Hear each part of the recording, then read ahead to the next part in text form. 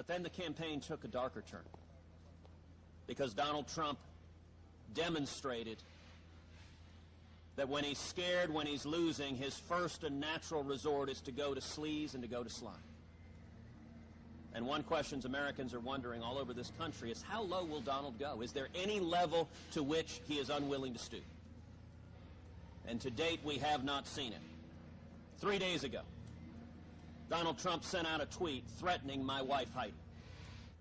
The next day, the National Enquirer published a story. It is a story that quoted one source on the record, Roger Stone, Donald Trump's chief political advisor. Let me be clear, this National Enquirer story is garbage. It is complete and utter lies. It is a tabloid smear. And it is a smear that has come from Donald Trump and his henchmen. And what is striking is Donald's henchman, Roger Stone, had for months been foreshadowing that this attack was coming. It's not surprising that Donald Trump's tweet occurs the day before the attack comes out. And I would note that Mr. Stone is a man who has 50 years of dirty tricks behind him. He's a man for whom a term was coined for copulating with a rodent. Well, let me be clear. Donald Trump may be a rat, but I have no desire to copulate with him. And this garbage does not belong in politics.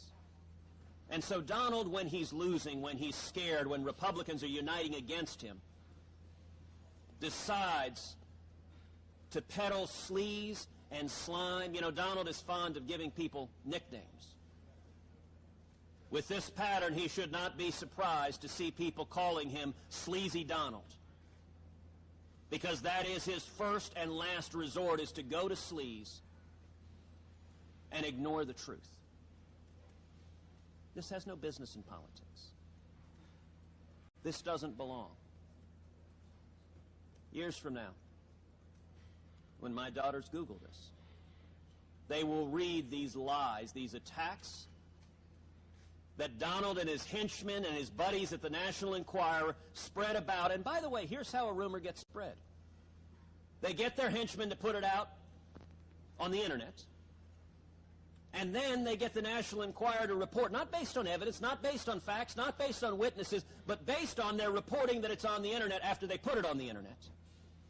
And I would note another site, Gawker, which just had a $100 million judgment against them, then reports that National Enquirer is reporting on the internet rumors, all of which started with Donald Trump. And a question that the people of America are going to have to answer is, how low will Donald go? Donald has demonstrated he's willing to attack anyone and everyone, and truth does not matter to him. He will lie and go to sleaze. Well, that sleaze has no place in politics. And I think the American people are fed up with it. Senator, I have never once attacked any member of Donald's family. I do not intend to. Indeed, when Donald sent a second tweet attacking my wife, I responded by saying, Donald, real men don't bully women.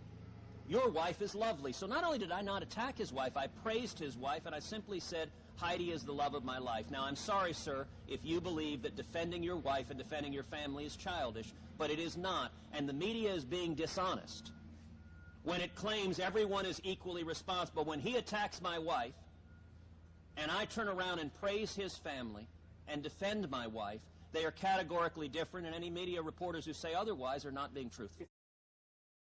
For lying about it, for inventing a tabloid smear that is completely untrue. so yes or no, will you vote for him? I will say this. I don't make a habit out of supporting people who attack my wife and attack my family. And Donald Trump is not going to be the Republican nominee. Donald Trump is not going to be the Republican nominee. We are going to beat him. The question that the people of America are asking is, how low will Donald go?